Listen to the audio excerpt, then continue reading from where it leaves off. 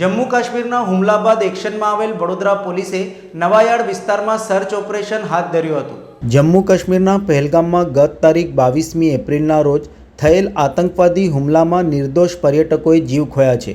આ ઘટના બાદ ભારત સરકાર એક્શનમાં આવી છે। પહેલગામ આતંકવાદી હુમલા બાદ ગુજરાતમાં પણ હાઈ એલર્ટ છે। ત્યારે ગુજરાતમાં ગેરકાયદેસર રીતે ઘૂસણખોરી કરી વસતા બાંગ્લાદેશીઓ સામે ગુજરાત પોલીસે હવે લાલ આંખ દાખવી છે।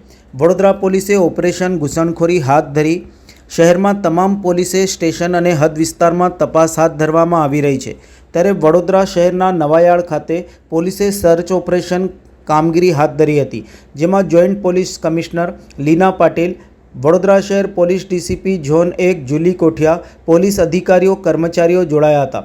ગેરકાયદેસર ભારતીયો અને ગેરકાયદેસર રીતે રહેતા શંકાસ્પદ બાંગ્લાદેશી 20 જેટલા યુવાનોને ડિટેન કરી તેમની પૂછપરછ અને તમામ પ્રકારના પુરાવા એકત્રિત કરવાની કાર્યવાહી હાથ ધરાઈ હતી।